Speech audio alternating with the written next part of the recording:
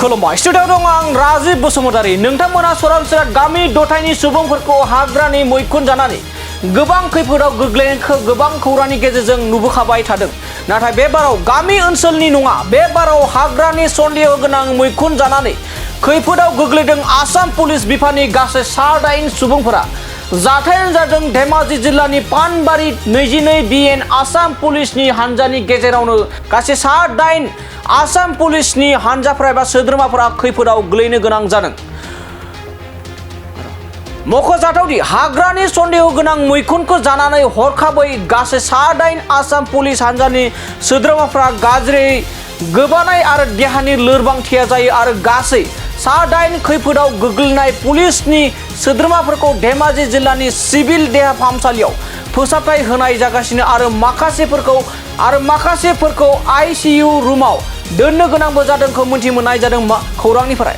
हाग्रानि मैखुन जानानै देहानि खैफोदाव गोग्लैनाय पुलिसनि सोद्रोमाफोरा जाबाय प्राणजित गयारी आरो प्राणजित गयारीयानो बे हाग्रानि मैखुनखौ संदोंमोन आरो बिथांमोनजों लोगोसे सिराज मुरा धनमुनि सेटिया उदिसल दले सुसाका बारथुकी नितुष बर्मन रूपकुमार सांमाई आरो भार्गव बरुवा मुंनि गासै 8 आसाम पुलिसनि जवानफ्रा हाग्रानि सन्देह गोनां मैखुन जानानै गोबाङैनो खैफोदाव गोग्लैनो गोनां जायो आरो खैफोदाव गोग्लैनाय गासै 8 आसाम पुलिसनि मावथिफोरखौ बे समाव धेमाजिनि सिभिल देहा फाहामसालियाव थिसननाय जादों आरो माखासे जाखिनि आरोबाव गाज्रिसिन थासारियाव जादों आरो बिथांमोनखौ आईसीयू रुमाव थिसननो गोनां जादों होनना बे समाव जोंनि खौरांनिफ्राय मिथिनो मोननाय जादों। दानिया फैदो जोंनि बड'लेण्ड बुब्लिनि खौरांगिरि बिमल गयारी बिथांनि बे एक्सक्लुसिभनि गेजेरजों थारैनो बै जाथायाव माबोरै जादोंमोन जों आबुङै बिथांनि बे एक्सक्लुसिभ खौरांनि गेजेरजों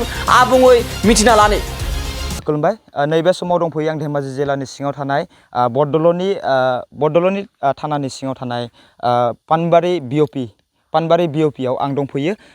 नैबे समाव जों मिथिनो मोन्दों जे पानबारि बिअपिनि जा मोनसे रैखाथि हान्जा बिथांमोना 8 जन सुबुङा मैखुन जानानै दिनै 8 जन सुबुङा नोरजिया जानायखौ जों मिथिनो मोन्दों। नाथाय जों पानबारि बिअपि केम्पआव जों माखासे बाथ्राखौ मिथिनो थाखाय आवगायबोदोंमोन नाथाय जोंखौ दासिम पानबारि बिअपिनि सावस्रि बिफाना जोंखौ हाबनो होआखै। जों मिथिनो मोन्दों जे बिथांमोना 8 जन सुबुङा दिनै नोरजिया जानानै मेडिकेलसिम थांनो गोनां जादों। 8 जन सुबुङा दासिम धेमाजि मेडिकेलसिम मोनहैबाय होननानै जों मिथिनो मोन्दों। बे समाव माखासे बाथ्राखौ जों फारि फारि फोरमायलांबाय थागोन। কি খালে সাধাৰণতে আপোনালোকে জনামতে কাঠফলা খালে বুলি কিমান জন এতিয়া বৰ্তমান সুস্থ? বৰ্তমান 8 জন। এজন সংকটজনক বুলি গম পাইছোঁ। আইচিউত আছে। কেই নম্বৰ বেড লাইন আপোনালোকৰ? হা কি কি অসুবিধা হৈছে? অসুবিধা তেনেকৈ হোৱা নাই, আমাৰতো বমিও কৰিছে, বমি কৰাৰ লগে আমি কেনেকৈ। আপোনালোকৰ ডিউটি ক'ত আছিলে আচলতে? পানবাৰী। কেইটা